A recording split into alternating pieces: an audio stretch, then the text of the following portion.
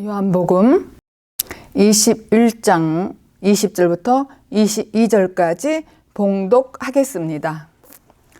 베드로가 돌이켜 예수의 사랑하시는 그 제자가 따르는 것을 보니 그는 만찬석에서 예수의 품에 의지하여 주여, 주를 파는 자가 누구오니까 묻던 자라. 이에 베드로가 그를 보고 예수께 여짜오되 주여, 이 사람은 어떻게 되겠사옵나이까? 예수께서 가라사대 내가 올 때까지 그를 머물게 하고자 할지라도 내게 무슨 상관이냐? 너는 나를 따르라 하시더라. 베드로는 다른 사람의 일에 관해서 관심을 가지고 예수님께 물었습니다. 그 당시에 소문이 자자했던 이유는 무엇이냐면은 요한이 관한 그런 소문이 자자했습니다. 왜냐하면은 요한은 예수님이 재림하실 때에 죽지 않는다는 그런 소문이 돌고 있었습니다.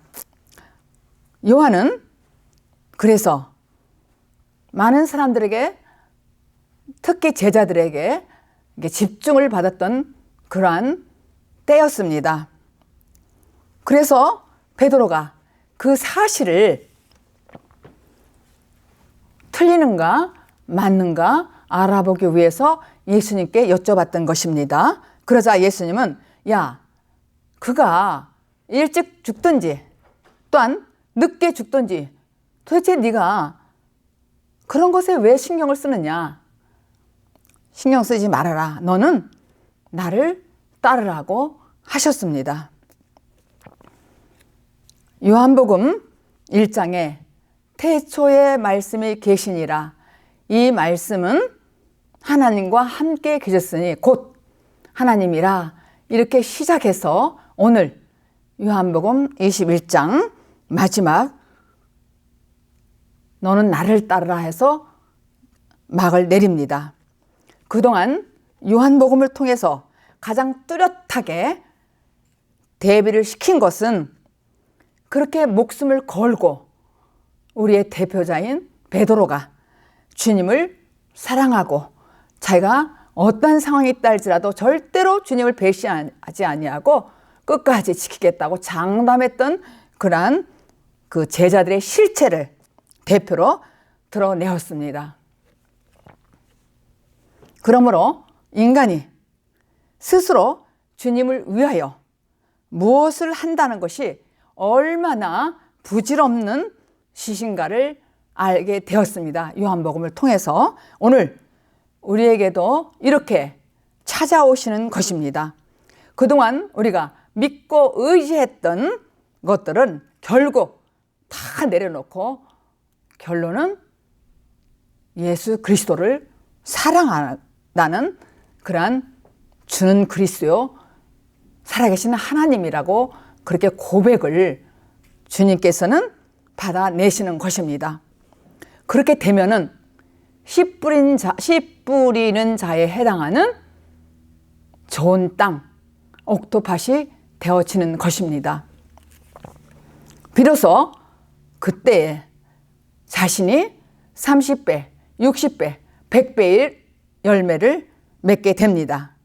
이렇게 여기까지 장성한 데까지 자라야 하는 것입니다. 만약에 지금 아직도 주님보다 더 사랑하는 것이 있다면은 주님은 십자가에 근거해서 우리를 책망하고 끝까지 고쳐내실 것입니다. 성경이 그렇게 무섭고 확실한 책입니다. 이것이 진리입니다. 도대체 왜 이렇게 하실까요? 인간이 하나님을 모르고 있기 때문에 다 실체를 드러내는 것입니다. 그래서 우리가 몇십 년을 믿어도 예수 그리스도가 굳으시고 살아가신 하나님을 모르고 끝까지 세상 것을 좋아하고 내가 원하는 내 뜻대로 간다면은 주님은 십자가 보혈의 피의 근거로 해서 우리를 시마다 때마다 책망하시고 우리의 단점들, 세상 걸 좋아하는 이게 모든 것들을 드러내서 명백하게 드러내서 확실하게 고치신다는 것입니다. 그래서 긴 세월 율법 아래 지쳐서 쓰러질 때에 비로소 우리는 두 손 들고 주님을 찾게 되고 더 확실하게 주님 앞에 다가올 수밖에 없습니다. 요한복음 13장 33절 36절을 봉독하겠습니다. 소자들아, 내가 아직 잠시 너희와 함께 있겠노라. 너희가 나를 찾을 터이나 그러나 일찍 내가 유대인들에게 너희는 나의 가는 곳에 올 수 없다고 말한 것과 같이 지금 너희에게도 이르노라. 시몬 베드로가 가로되 주여 어디로 가시나이까? 예수께서 대답하시되 나의 가는 곳에 네가 지금은 따라올 수 없으나 후에는 따라오리라. 그렇게 기록이 되어 있습니다. 그러니까 예수님이 잡히시던 날 밤 세족식을 끝내고 베드로를 위시한 제자들과 함께 나눈 대화입니다. 여기서 제자들을 예수님께서 뭐라고 부르시냐면 소자들아 이렇게 부르는 거예요. 그러니까 소자들아, 이 소자는 믿음의 크기에 따라서 주님께서 부르시는 내용입니다. 그래서 소자들아 하는 것은 믿음이 적은들아, 그런 호칭이 들어가 있는 것이죠. 그리고 또한 믿음의 크기는 자라난다는 것을 우리가 알 수가 있습니다. 그러니까 예수님이 아직 십자가에 돌아가시기 전에 그동안 예수님이 제자들을 가르치시고 함께 있었고 또 세조식 마지막 날에 제자들을 부르실 때에 소자들아 이렇게 부른 것은 그들의 믿음이 아직 작은 자라는 것이죠. 그 호칭을 의미하는 것이고 또 우리가 점점점 장성하는 데까지 자라기를 원하는 뜻으로 이렇게 소자들아 이렇게 부르신 거예요.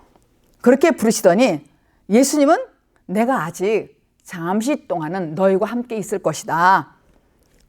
그러나 그 후에는 너희가 나를 찾아도 찾을 수 없고 내가 가는 곳에 올 수 없다고 지금 말씀을 하고 계시는 것입니다.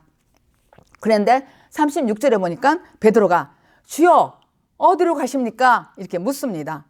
그런데 주님은 내가 가는 곳에 지금은 따라올 수 없지만은 후에는 따라올 것이다. 그렇게 요한복음 13장 36절에 기록했습니다. 그래서 예수님께서 말씀하시는 나의 가는 곳은 유대인들이 생각하는 것처럼 어떤 물리적 장소가 아니라 하나님 나라를 뜻하는 것입니다. 그것은 지금 너희는 하나님 나라에 올 수 없다는 그런 의미가 박혀 있는 것이죠. 그래서 베드로는 그 말씀을 어떻게 알아듣겠습니까? 베드로는 속에서 놀라기만 할 뿐이죠. 그래서 그는 장소적인 그런 어떤 물리적인 그런 뜻으로 물어본 거예요. 어디로 가십니까? 그런데 예수님은 예언적 말씀을 하는 것이죠. 예언적으로 진리로 대답을 하시는 것입니다. 우리는 하나님 말씀을 읽고 들을 때에 자주 느끼는 것이 무엇이냐면은 예언적인 말씀도 포함되어 있음을 알고 이 말씀을 읽고 들어야 된다는 것입니다. 예수님께서 내가 가는 곳을 너희들은 지금 모를 것이다. 그런데 후에는 알 것이다. 이렇게 예언적인 말씀을 했거든요. 근데 이들이 도대체 어떻게 그걸 알아듣겠습니까? 우리도 마찬가지고요. 말씀이 지금 당장 이해가 되지 않고 해석이 되지 않고 풀어지지 않을지라도 시간이 흐른 후에는 이해가 되고 깨달을 수가 있는 것입니다. 예수님 사건 이후에 너희들은 내가 가는 곳을 따를 수 있다는 거예요. 사건 후에. 내가 가는 곳에 너희들은 그때 따라올 수 있다. 그렇게 대답하시는 거예요. 그러니까 십자가 사건 후에 그 이후에 예수님께서 부활 승천하신 후 제자들에게 성령이 임했을 때를 지금 말하는 거예요. 후에라는 말씀은 그때는 내가 가는 곳에, 예수가 가는 곳에 너희들은 따라올 수 있다. 그렇게 변화될 것이라는 것을 말씀하는 것이죠. 그래서 여기서 예수가 가는 곳이라는 것은 일단 하나님 나라를 말하지만은 실질적으로는 그 나라를, 제자들을 인도하는 삶 전체를, 예수님의 삶 전체를 사실은 말씀하고 있는 것입니다. 그래서 제자들은 인도하여서 종국적으로는 하나님의 나라로 들어가게 하는 것은 바로 예수님의 삶이고, 또 이것이 곧 예수님이 가시는 곳입니다. 예수님의 가신 곳을 순교로 해결될 문제는 아니에요. 예수님이 말씀하셨을 때, 세도시 끝나고 할 때 예수님께서 절대로 그럴 수 없다고 그렇게 큰 소리를 치고 자기가 순교까지 할 것처럼 장담했지만은 그들은 따라갈 수 없다는 거예요. 근데 언제 성령이 임하면은, 제자들에게 임하면 그들도 이웃을 인도하여 하나님의 나라로 들어가게 하는 되는 예수님의 삶을 살 수가 있다는 것이 오늘 숨은 뜻입니다. 이것이 예수님이 가는 곳을 제대로 따라가게 되는 것이죠. 그러니까 내 힘으로는 안 된다는 거예요. 예수님께서 부활 승천하여서 대신 성령님이 오면은, 너희들이 임하면은 그때서 너희들은 나를 따라올 것이고 순교할 수 있다. 그렇게 말씀하시는 뜻이 있습니다. 그러니까는 예수님이 가시는 곳에는 확실하게 필연적으로 십자가의 그 죽음이 있습니다. 내가 예수님과 함께 죽고 함께 부활하고 연합하여서 성령님이, 예수 그리스도가 나에게 올 때에 나는 예수님을 따를 수 있고 예수님의 가는 곳, 바로 하늘나라를 갈 수 있다는 것입니다. 어떻게 이거를 알아요?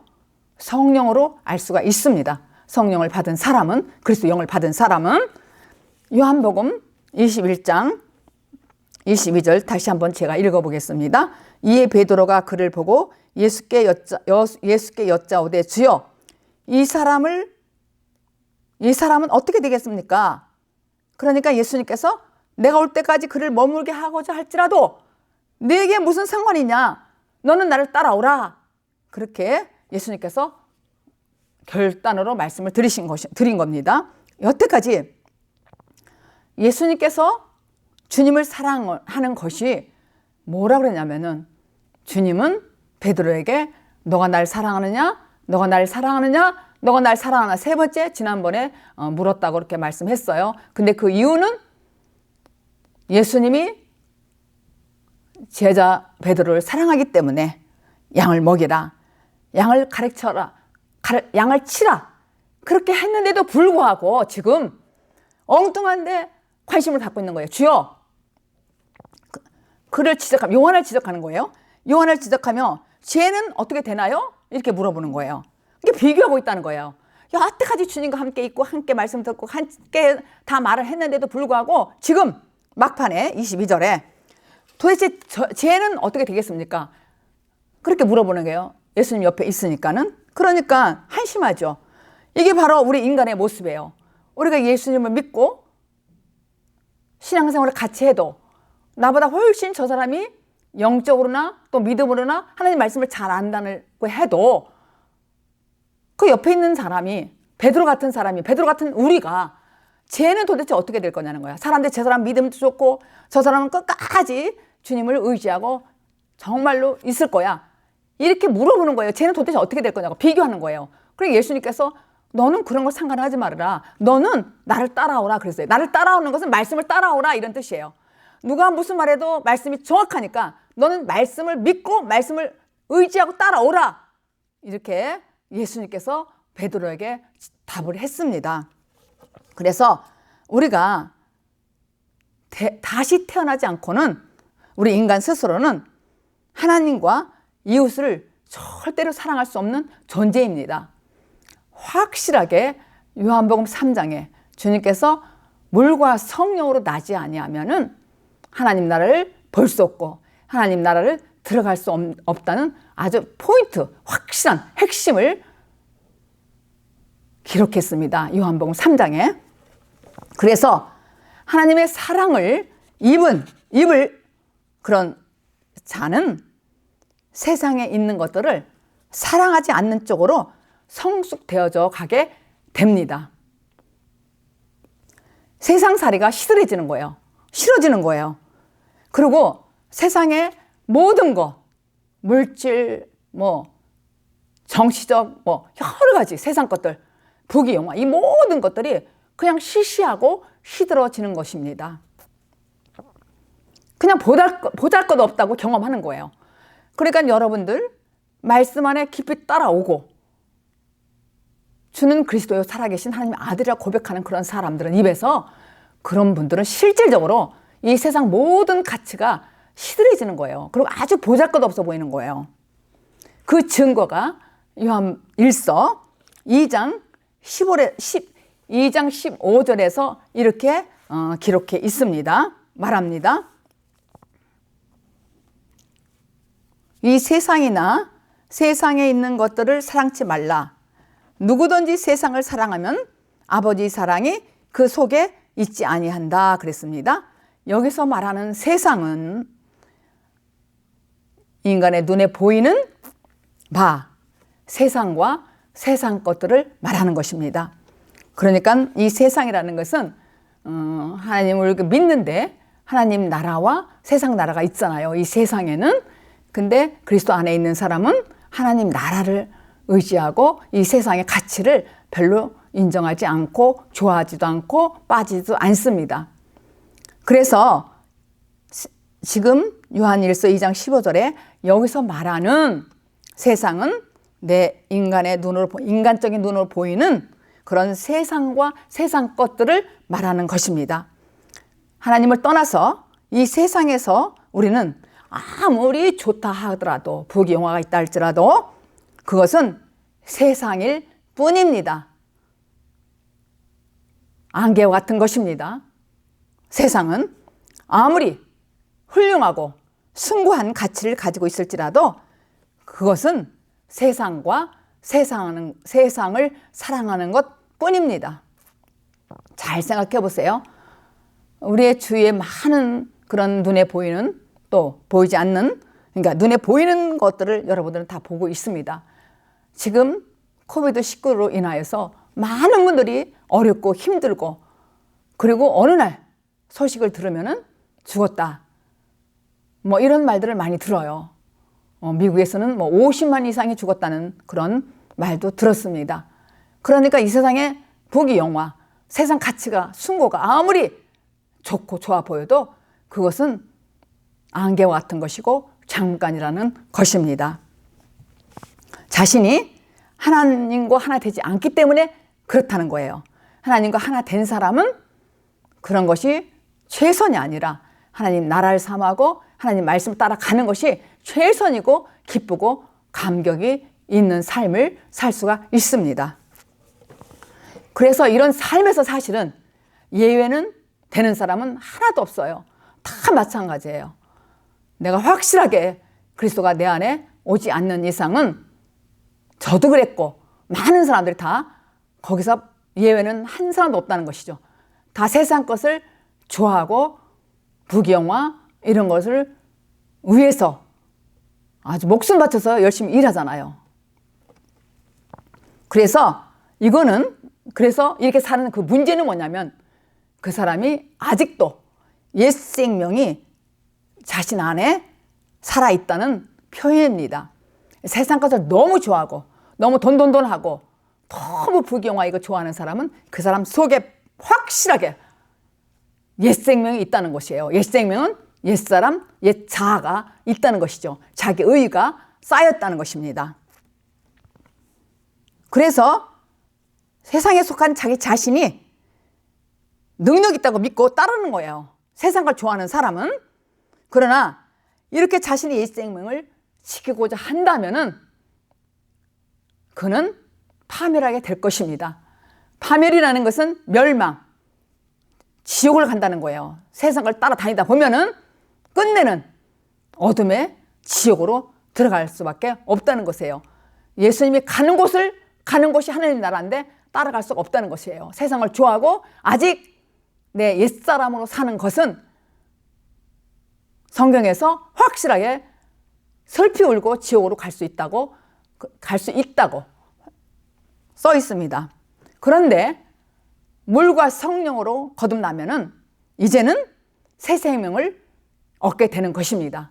그 사람은 이 땅에서도 하늘나라를 누리고 평강을 누리고 감동, 감화, 경격으로 주님을 따르면서 기쁨으로 살 수 있는, 평강으로 살 수 있는 그런 삶을 얻는다는 것입니다.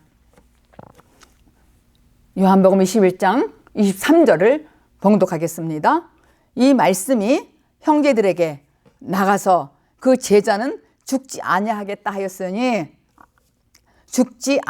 하였으나 예수의 말씀은 그가 죽지 않겠다 하신 것이 아니라 내가 올 때까지 그를 머물게 하고자 할지라도 네게 무슨 상관이냐 하신 것이라 그랬어요. 그러니까 소문이 있다는 거예요. 요한은 특별히 예수님 옆에 있었잖아요. 그런데 사람들은 저 사람은 예수님 재림할 때까지 살 거야 이렇게 소문이 막 하니까 예수님께서 지금 죽지 않겠다는 거예요. 죽지 않겠다 하신 것이 아니라 내가 올 때까지 그를 이 땅에서 머물게 할지라도 너가 무슨 상관이냐 너희들이, 이런 뜻입니다. 그래서 예수님은 그가 죽지 않을 것이라고 한 것이 아니라 내가 올 때까지 죽기까지 주님을 따르는 사람들과 함께 시공을 초월하여서 주님이 보이지 않는 임재가 뭐예요? 성령님, 임재를 익히는 것과 관계가 있다는 것을 지금 표현하시는 것입니다. 그래서 이 말씀은 예수님이 승천하시고 주님이 보이지 않는 영으로, 성령으로 오신다는 그 표현인데, 그게 사도행전 1장 10절 12절을 제가 읽겠습니다.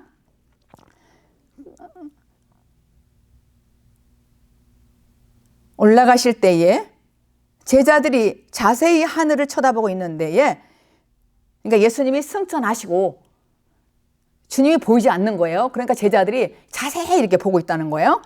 쳐다보고 있는데 흰옷 입은 두 사람이 저희 곁에 서서 가로되 갈릴리 사람들아 어찌하여 서서 하늘을 쳐다보느냐?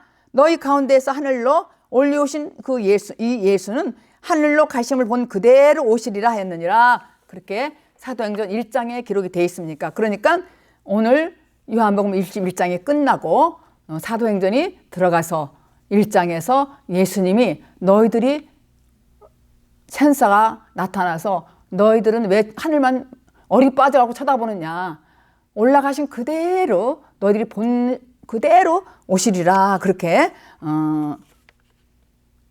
말하는 거예요. 천사들이 알려주는 거예요. 그러니까 이 장면은 예언적인 내용입니다. 부활하신 후 40일 동안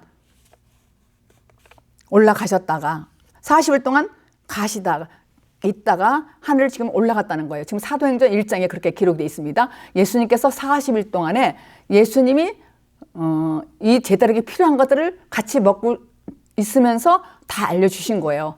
그러면서 40일 동안 있으면 다 가르쳐 주시고 알 거 아니에요.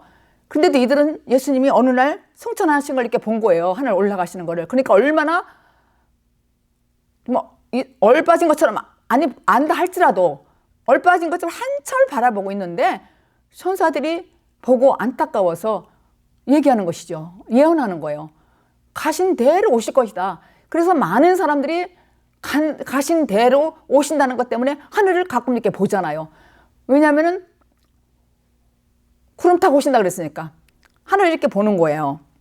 그러니까 주님은 이 말씀의 뜻은, 오늘 말씀은 다시 올 때까지 그대로 그러니까 다시 올 때까지 요한복음 21장의 말씀을 드렸고, 다시 올 때까지 너는 무슨 상관이 있느냐, 남의 일에 관심을 갖지 말아라, 이렇게 베드로에게 예수님께서 말씀하셨는데, 오늘 지금 읽으신 사도행전 1장에 보니까 본 그대로 오시리라 천사들이 이렇게 얘기했어요.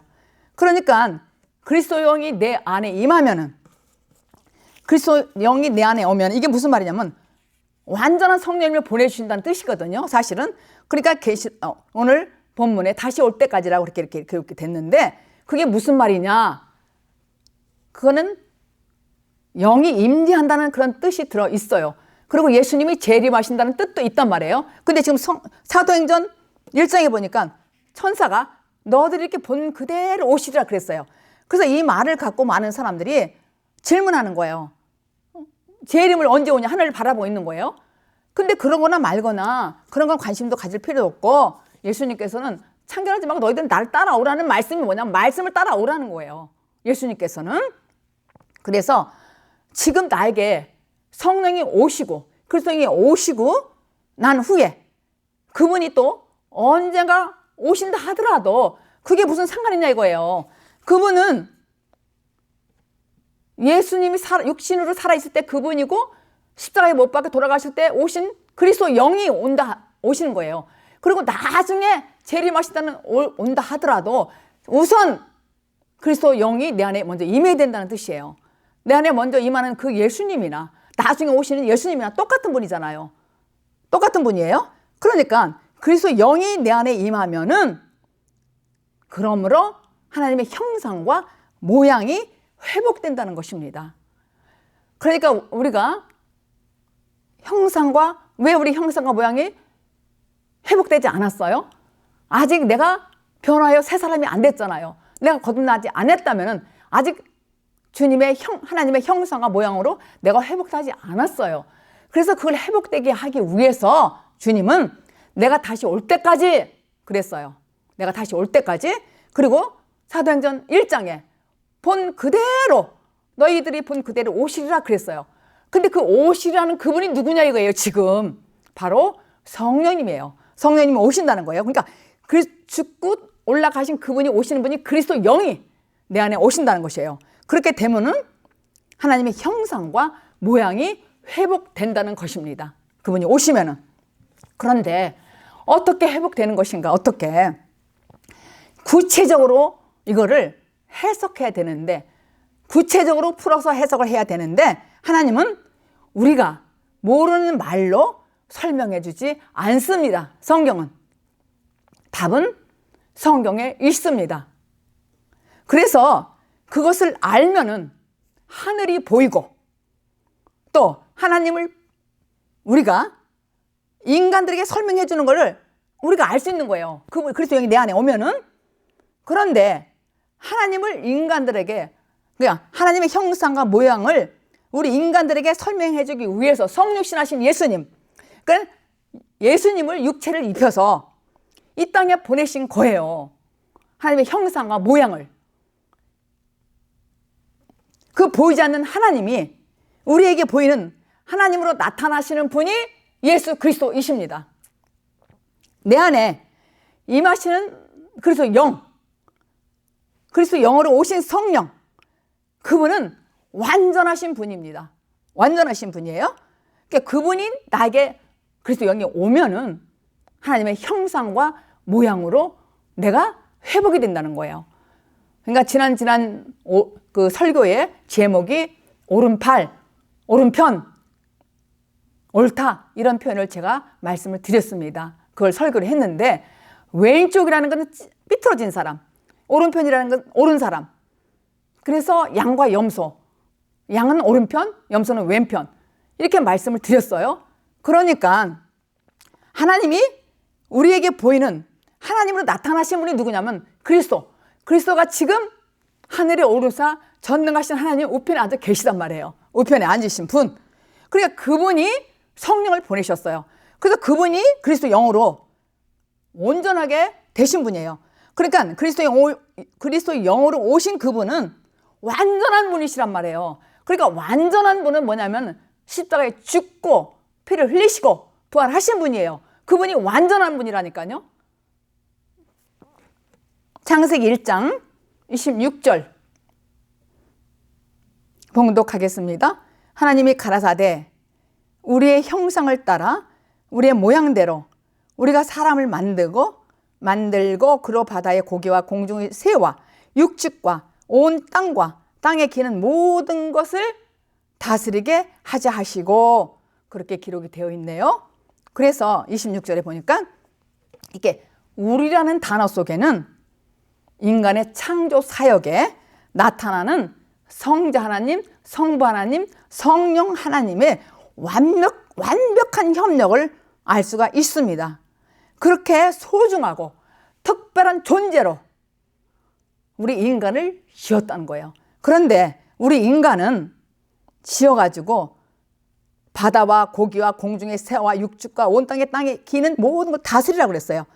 그러니까 우리 특별한 존재이기 때문에 인간은 다른 짐승들처럼 여러 가지 종류를 지금 기록이 되어 있는데 그 종류가 아닌 특별한 존재, 소중한 가치 있는 존재, 한 사람, 인간, 아담 하나를 주님이 창조했다는 거예요. 만들었다는 거예요. 완벽하게.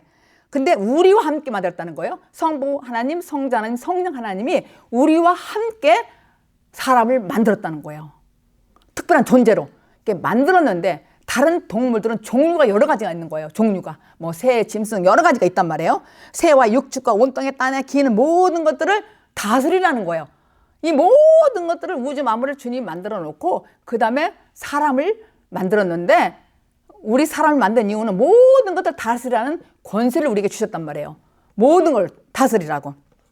그래서 그런데 남자와 여자로부터 탄생하게 될 인류가 포함되어 있음을 내포하고 있는 것이죠. 그러니까 하나님의 형상과 모양을 맨 처음에 아담을 만들었는데 그를 통해서 나온 모든 인류는 그 안에 포함되어 있다는 것이 내포가 되어 있다는 것입니다. 그래서 하나님으로 형상으로 지어진 아담 한 사람이 타락했어요. 타락했을 때에 전 인류가 함께 원죄 속에 갇혀 있다는 거예요. 죄 속에 갇혀 있다는 것입니다. 그래서 우리는 타락으로 말미암아 하나님의 형상과 모양이 무산되어 버렸어요. 그렇게 무산되었을 뻔했는데 예수 그리스도의 십자가로 말미암아 그 목적이 지금 이루어졌습니다. 어떻게 회복되냐면은 바울이 분명히 이렇게 말했어요. 너희들이 예수 그리스도만 믿기만 하면은 하나님 앞에 당당하게 나갈 수 있는 길은 오직 예수 그리스도를 믿음으로 당당히 나갈 수 있다, 이렇게 말했습니다. 그래서 하나님께서는 하나님의 형상과 모양을 잃어버린 죄인으로 온 우리가 맨 처음에 이 땅에 올 때에 죄와 허물로 이 땅에 왔습니다. 그래서 하나님의 형상과 모양이 삐뚤어졌어요. 그런 상태로 왔는데 우리를 회복시켜줬다는 거예요. 내가 올 때까지 사도행전 1장에 너희가 하늘에 올라가는 그대로 본 대로 그분은 오실 것이다.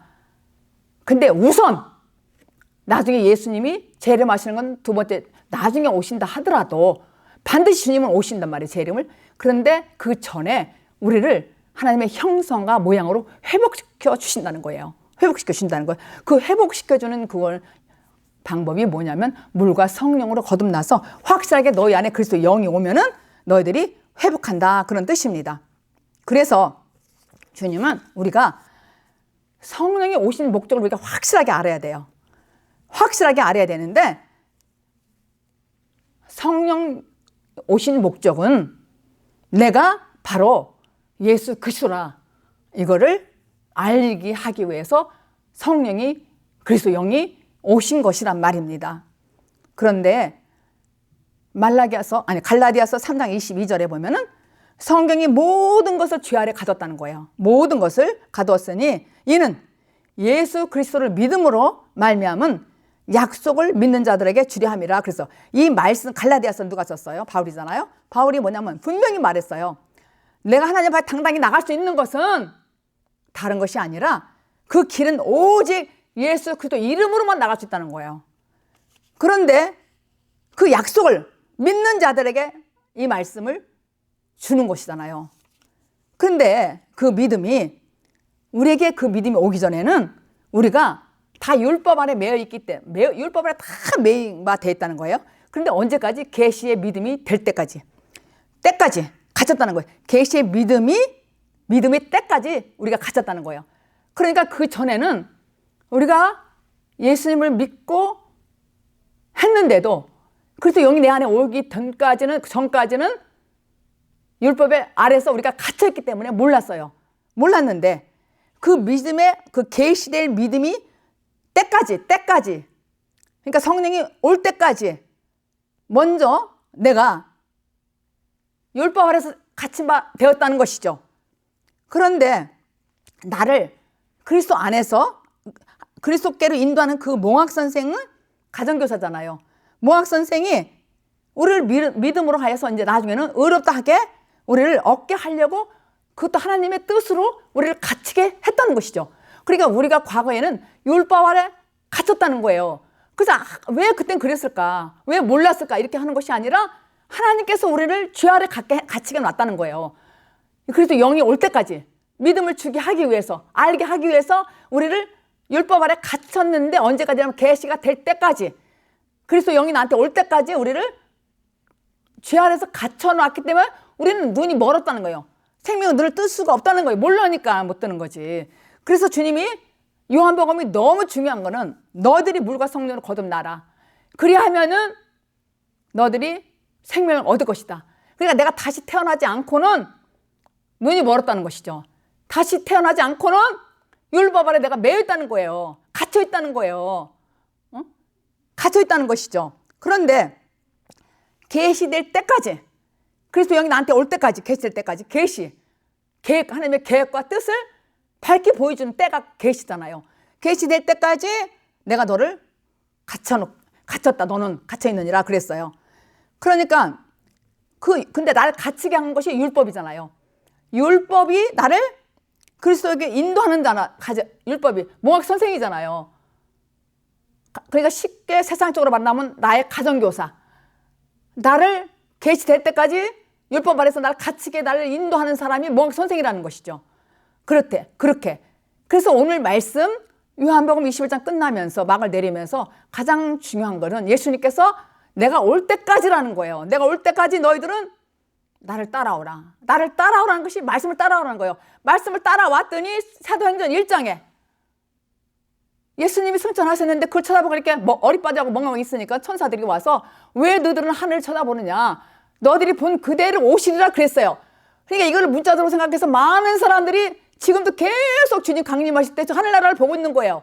억울하고 답답하면 세상 빨리 끝났으면 좋겠다. 주님 왔으면 좋겠다. 오면 죽는 거지. 심판을 받고. 내가 그래서 영으로 다시 태어나야죠. 그때까지 나는 율법 아래 갇히게 해놨다는 거예요. 그게 법으로. 그러니까 내가 율법 아래에서는 내가 거듭나지 못하는 것이죠. 가둬놨으니까. 근데 그걸 해결하시기 위해서 예수님께서 십자가에 못 박고 돌아가시고 부활하셨다는 거예요. 부활하시고 성령이 오셨다는 거예요. 성령이 오셔서 내 안에 오니까, 그리스도가 내 안에 오시니까 그분이 누군가 했더니 완전한 분이시더라고요. 그분이 오셔가지고 내 안에서 나를 인도하시고 가르치시고 나를 지적하시는 거예요. 그러니까 그전에는 율법 아래 있을 때는, 갇혀있을 때는, 죄 아래, 율법 아래 갇혀있을 때는 아무리 성경을 읽어도 이렇게 하면 죄 짓는다, 이렇게 하면 지옥 간다 해도 100% 나에게 와닿지 않았던 것이 우리들이었단 말이에요. 왜? 그때는 아직 내가 그리스도 영이 내 안에 오지 않았고 믿음이 계시가 나에게 오지 않았어요. 율법 아래 율법 아래 메인바 돼서 계시가 될 때까지 나는 메인바 됐다는 거예요. 그래서 그거는 주님의 법칙이고 율법의 몽학 선생이 나를 인도할 때까지란 말이에요. 그런데 그 모든 우리 죄를 갖다가 예수님께서 십자가에 못 박혀 돌아가시고 피 흘리시고 오른편 사람으로 만들어서 주님과 함께 우편에 앉아 계시다는 것이죠. 근데 이거를 어떻게 알 수 있느냐? 아니, 많은 분들이 그래요. 아니, 예수님과 함께 십자가에 못 박혀 죽고 함께 살아서 부활해서 하나님 우편에 앉아 계셨다. 이렇게 하니까 그거를 어떻게 믿느냐는 거예요. 자기는 죽어도 안 믿어지죠. 절대로 안 믿어져요. 그런 데에 그래서 성령. 근데 영이 내 안에 오면은 알 수가 있어요. 확실하게 알 수가 있습니다. 오지 않고는 누가 무슨 말해도 알 수가 없어요. 도대체가 무슨 말인지 못 알아듣는단 말이에요. 그래서 예수님께서 우리 대표자 베드로가 그러지 마시옵소서. 어딜 가십니까? 그러니까 내가 가는 곳에 지금은 너희들은 알 수 없다. 내가 무슨 말 해도. 그 후에는 알 것이다. 그 후에가 무엇이냐면은 그리스도 영이 오면은 너희 안에 임하면은 그분이 온전하기 때문에 너희들의 모든 걸 다 알려줄 것이다. 모든 장래일까지 다 알려주실 거다. 그랬어요. 그래서 하나님의 형상을 잃어버린 자를 택하시고 우리가 그전에 왼편 있잖아요. 찌그러졌잖아요. 삐뚤어진 사람 우리가 왔잖아요. 우리를 부르시는 거예요. 택하셔서. 그리고 우리 삶 속에 하나님의 성품을 능력을 드러내며 살게 할 수 있도록 도와주시는 분이 그리스도 영이에요. 확실하게. 그래서 바로 그리스도의 사랑입니다. 예수님의 사랑입니다. 예수님을 우리를 사랑하기 때문에 누구든지 나를 믿으면 멸망하지 않고 영생을 얻는다고 그랬어요. 이게 누구든지라고 말했지만은 그리스도 영이 온 사람, 예수를 믿어도. 그러니까 계시될 때까지니까는 끝까지 말씀을 따라와야 되겠죠? 하나님의 말씀을 예수님께서 제자 베드로에게 너는 나를 따라오라. 그 내용이 뭐냐면은 끝까지 남의 일에 간섭하지 말고 상관도 말어. 너나 잘해라. 너나 잘해. 이런 뜻이란 말이에요. 너는 나를 따라오라. 너는 끝까지 이 말씀을 따라오라. 그리하면은 사도행전 5장 1절에 마가의 다락방에 성령이 임하셨잖아요. 그때 임하셔서 그때 해결했단 말이에요. 이 제자들이. 그때 성령을 받고 그리스도 영을 받고 이들이 순교까지 하고 주님이 얘기한 그 후에 예수님을 따를 수가 있었다는 말씀입니다. 그래서 성경에 요구하는 사랑은 하나님의 형상과 모양으로 거듭나는 거예요. 우리가 너무 소중하고 너무 귀한 가치가 있는 사람인데 그 소중한 가치를 드러내지를 못하는 거예요. 왜냐하면 매여 있으니까, 율법 아래 매여 있고 눈이 뜨지 않았으니까 갇혀 있는데 예수가 다시 올 때에, 다시 임할 때에, 그리스도가 내 안에 임할 때에 나는 확실하게 하나님의 형상과 모양으로 거듭난 사람이 되는 것입니다. 그러니까 거듭남이라는 건 그렇게 현찮은 그런 얘기가 아니란 말이에요. 무지무지한 귀하고 소중한 가치가 있는 것이죠. 거듭난다는 것은 굉장한 뜻이 있단 말이에요. 그런데 거듭나지 못한 사람들은 절대로 할 수 없고 사랑도 할 수 없는 것이죠. 인간적인 사랑만 할 수 있는 것이지 하나님의 속성에서 우러나는 참가치인 사랑을 할 수가 없다는 거예요. 거듭나지 않은 사람은. 그러니까 그래서 그리스도 영은 완전한 분이시란 말이에요. 완전한 분. 그리스도 영은 완전한 분이에요. 완전한 분. 요한복음 16장 13절을 봉독하겠습니다. 그러하나 진리의 성령이 오시면 그가 너희를 모든 진리 가운데로 인도하시리니 그가 자의로 말하지 않고 오직 듣는 것을 하시며 장래일을 너에게 알리시리라 그랬어요. 여기서 성경에 많은 그 진리 뭐 이런 뜻이지만 요한복음에 나오는 여기서 나오는 이 말씀 진리라는 단어는 특별한 진리를 말할 때 쓰이는 말씀입니다. 그리스도 영은 정확합니다. 율법으로 절대 생명을 얻을 수가 없습니다. 율법으로는. 이처럼 성령님께서 예수님이 누구시며 또 그분께서 하시는 일이 무엇이며 누구인지를 무엇을 하는지를 우리에게 밝히 이해시키기 위하여 오신 분이 진리의 성령입니다. 근데 이분은 우리 안에 진리의 성령이 임하기만 하면은 보이지 않는 자기 자신 안에 있는 하나님의 사랑이 임한다는 것입니다. 그래서 아까 봉독하신 16장 13절 요한복음 그러나 진리의 성령이 오시면은 그가 너희를 모든 진리 가운데로 인도하시라 그랬어요. 그리고 장래일을 너희에게 알게 하시리라. 뭐 장래일을 알게 하려 하니까는 무슨 점쟁이처럼 뭐 너는 뭐 하라 이런 얘기가 아니라 하나님 뜻에 맞는 일을 할 때, 그러니까 내가 내 뜻대로 주여 내가 능력을 행했습니다. 내가 은사를 행했습니다. 내가 선지자 노릇을 했습니다. 그래도 주님은 난 널 모른다 그랬어요. 왜냐하면은 하나님 뜻대로 하지 않냐고 네 뜻대로 했으니까 나는 모른다는 거예요.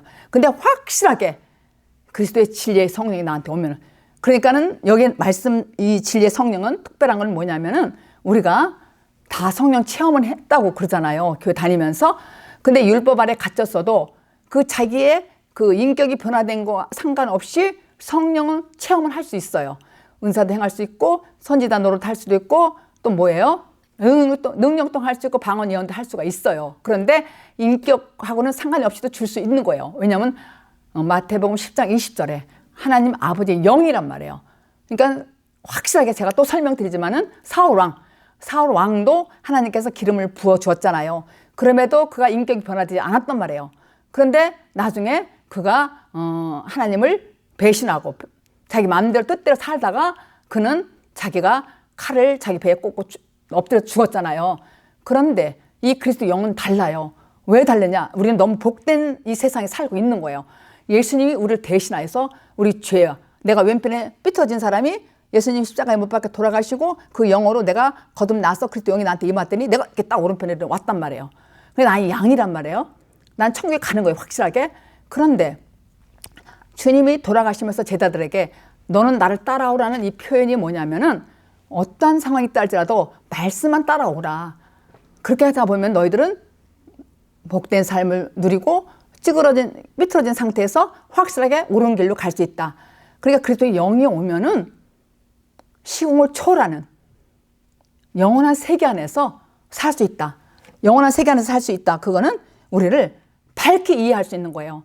예수님이 이 땅에 왜 오셨고 왜 돌아가셨고 왜 우리에게 성령을 그리스도 영을 받게 했는지 그리고 왜 우리에게 물과 성령을 거듭났는지를 그 뜻을 확실하게 열어주시고 알 수가 있다는 것입니다. 그래서 이 성령, 진리의 성령이 오면은 장래일도 알려주신다는 거예요. 그러니까 장래일이라는 것은 세상적인 어떤 잘 될 거다, 의식주 이런 걸 얘기하는 게 아니에요. 그건 당연히 주시죠. 그래서 영이 오시면은. 그런데 더 확실한 것은 하나님 일을 할 때에 하나님 일을 하려고 그리스도 영으로 거듭나고 된 사람은 하나님께서 길을 열어주셔요. 어떻게 하라고 다 알려주세요. 그게 장래일이란 말이에요. 내 뜻대로 아니라 하나님 뜻대로. 하나님 뜻대로 예를 든다면 늦은 비 학교를 하라. 늦은 비 대학을 하라. 아니면은 저 사람을 위해서 기도하라. 이렇게 하나님 뜻에 따라서 하는 것은 장래일을 알려준다는 거예요. 이걸 잘 구분해야 돼요. 그러니까 세상 나라 일을 가르쳐주는 것이 아니라 하나님 나를 확실하게 알려주신다는 거예요. 장래일을. 진리의 성령이 오면은 나를 지적해 주시고 나를 지배하시고 인도하는 거예요. 너 그렇게 하면 안 된다? 그건 넓은 길로 가는 것이다. 평탄한 길, 넓은 길은 멸망의 길이다. 그런데 좁은 길, 그리스도 삶은 그리스도 일을 하려고 하면은 좁은 길이잖아요. 이 세상 많은 사람들 여러분들 많이 만나봤지만은 전도한다는 게 물론 교회 나와 잘 될 거야, 너 잘 될 거야 이렇게 할 수 없는 거 말고 실제로 그리스도 안에서 그리스도 영이 나한테 와서 말씀대로 좁은 길로 가는 것은 멸망한 길이 아니고 이거는 생명의 길로 가는 거잖아요. 그러니까 이 생명의 길은 좁은 길이란 말이에요. 그 좁은 길이라고 하는 이유가 있잖아요. 그건 말씀 따라서 하는 길이란 말이에요. 그렇게 살아야 나에게 복된 길이고 그렇게 살아야 하나님이 원하는 길이고 그게 뜻대로 사는 거예요. 그러니까 오늘 이 말씀 요한복음 16장 13절에 진리의 성령이 오시면은 너희를 모든 진리 가운데로 인도하시다. 그러니까 그리스도 영이 내 안에 오면은 진리의 성령이 오면은 나를 진리 가운데로 인도하시니까는 내 뜻대로 말하지 않고 자의로 말하지 않는다는 거예요. 오직 듣는 것을 하시며 말씀 따라 사니까 주님이 하시는 말씀을 듣는 것을 나에게 하시며 장래 일을 너에게 알리시리라 그러는 거예요. 그러니까 그리스도의 영이 내 안에 오니까 이분이 나에게 지적하시고 가르쳐 주시고 나의 장래 일을 알려주시니까는 그대로 살아야 되겠죠? 그러니까 지난번에 말씀 베드로에게 예수님께서 뭐라 그러냐면 이제 베드로가 어떤 삶을 살고 두 손 들었어요. 너는 이제는 젊었을 때는 네가 띠띠고 돌아다닌다는 거예요. 근데 이제 마지막에는 예수님이 예언하셨잖아요. 너는 이제 두 손 벌리고 하나님 뜻대로 살 것이다. 그러니까 네 뜻대로 자의로 너의 뜻대로 살았다 이거예요. 띠띠고. 그런데 이제는 네가 그리스도가 오면은 성령이 오면 그게 예언한 거 아니에요. 예수님께서 베드로에게 너는 두 팔 벌리고 너는 주님이 이끄는 대로 간다 그런 거예요. 주님이 이끄는 대로 간다는 것은 말씀 따라 산다는 것이거든요. 그러니까 말씀 따라서 네가 살 것이다. 그래서 베드로가 하나님께 영광 돌리는 삶을 살았다고요. 그러니까 예수님이 돌아가시고 그리스도 영, 성령이 마가의 다락방에 왔을 때 이 제자들이 다 성령을 진리의 성령을 받고서 다 제자들은 끝까지 주님을 위해서 순교했고, 또 마지막에 사도 요한은 요한복음, 요한 1, 2서, 3서, 또한 요한계시록을 기록했어요. 근데 어떻게 기록했냐면 다 영적인 면으로 기록했습니다. 그래서 그리스도 영이 임한 사람은 요한복음, 요한 1, 2, 3서, 계시록을 읽을 수가 있고 들을 수가 있는 거예요. 그래서 그분은 100세 이상을 살면서, 100세까지 살면서, 100세라는 건 완벽한 수잖아요. 살면서 글을 쓴 거예요. 그래서 예수님 옆에 있다고 하고 소문이 났는데도 불구하고 알지 못하니까 제자들이 왜 쟤는요? 그런 거예요. 왜 쟤는 예수님 옆에 붙어 있어? 이렇게 하는 거예요. 그러니까 예수님은 상관하지 말라. 너는 나를 따라오라. 모든 거는 다 관심을 갖지 말아라. 그랬어요. 오직 우리는 정말로 진리 성령이 내 안에 오시면은, 보이지 않는 내 안에 오시는, 영은 보이지 않잖아요. 근데 그리스도인이 내 안에 오면은 그분이 나를 지적하시고 인도하시고, 또 내가 자의로 내 마음대로 말하지 않게 해요. 혹시 내 마음대로 말했다가도 그걸 주님이 지적해 주시면 고친단 말이에요. 그러니까 이런 거 경험해 보시고, 여러분들이 살다 보면은 어떻게 우울할 때도 있고 쓸쓸할 때도 있단 말이에요. 살다 보면은. 그런데 그럴 때 어떻게 와요? 주님이 지적하시잖아요. 기쁨을 주신단 말이에요. 그러면 뭐 찬송을 듣는다든가, 이렇게 주님이 지적해 주시니까 말씀을 읽는다든가 하면은 회복이 확 돼요. 감동 감화가 되는 거예요. 그리고 기쁨과 즐거움으로 사는 거예요. 안식이 있다는 것이죠. 안식은 쉼과 평강과 안식이 있다는 거는 기쁨으로 산다는 것이죠. 그래서 오직 주님께서 너는 나를 따르라 하는 표현이 뭐냐면은 말씀을 따르라, 말씀대로 살아라, 그리스도의 말씀대로 살아라, 이런 의미가, 깊은 의미가, 메시지가 있는 것입니다. 그래서 우리가 이런 과정을 온전히 겪는 것이 예수 믿는 사람들이 할 일이란 말이에요. 그러니까 온전히, 그러니까 요한복음을 지금 이제 오늘 끝나는데 온전히 이 말씀을 듣고 새긴 사람들은 이제는 우리가 내 양을 쳐라, 내 양을 먹이라 그랬으니까는 그 한 사람을 여러분이 만나야 돼요. 여러분이 그 한 사람이 누구예요? 뭐 남편이, 배우자가 될 수도 있고, 자식이 될 수도 있고, 또 이웃이 될 수 있고, 뭐 주위에 여러 사람들이 있단 말이에요. 그 중에 그 한 사람. 왜냐하면 많은 사람들을 할 생각하지 말라고요, 우선은. 왜냐하면 예수님께서도 확실하게 제자들 12명을 주님께서 양육하시고 양을 먹이고 쳤잖아요. 40일 동안 마지막에 그들에게 아주 완전히 시청각 교육을 시키시고 하늘나라를 가시고서 그 대신 내가 올 때까지 기다리라고 그랬단 말이에요. 말씀을 믿고 따르라는 거. 넌 나만 따르라. 말씀을 따르라. 그랬더니 그리스도의 영이 왔더니 이들이 알았다는 거예요. 아, 그 예수가 이런 일을 하러 오셨구나. 그 예수가 우리에게 정말 오른편 사람으로 만들려고 우리를 그동안 교육시켰구나. 날 양을 먹이라고 그랬구나. 양을 치라고 그랬구나. 여러분들 체험해 보세요. 내가 이렇게 아무리 말씀을 좋고 듣는다 하더라도요, 그 한 사람을 전도 안 하고 그 한 사람을 인도 안 하면요, 그 믿음이 장성하지 않아요. 그래서 예수님께서 지금 제자들에게 오늘 시작이 소자들아 그랬잖아요. 이게 소자들아 그런 의미는 뭐냐면 작은 자들아, 어린 자들아, 이렇게 부르는 거예요. 그러니까 그 호칭이란 말이에요. 그러니까 우리는 거기에서 딱 눈치를 챌 게, 아, 우리 믿음은 자라야 되겠다. 근데 어떻게 자라요? 그동안 제가 말씀드린 결과가 양을 먹이고 쳐야 돼요. 예수님이 쳐라고. 누구를, 그 한 사람을 양육하지 않고 그 한 사람을 치지 않으면요, 내 믿음이 장성할 수가 없는 거예요. 그냥 그대로. 한번 여러분 경험해 보셨잖아요. 내가 누구를 양을 먹이지 않고 치지 않으면, 양을 먹인다는 거예요. 말씀을 먹이는 거예요. 친다는 건 뭐예요? 성경에 근거해서, 십자가에 근거해서 책망하고 가르치는 거예요. 누구를 양을 먹일 때 무조건 살찌라고 막 먹이겠어요? 책망도 해야 되잖아요. 가르치는 것이니까 지적해야 되잖아요. 지적은 누구예요? 내 안에 그리스도 영이 임한 사람이 지적하는 거잖아요. 알지도 못한 사람이 어떻게 지적해요? 말씀을 먹이라? 말씀을 양육하잖아요.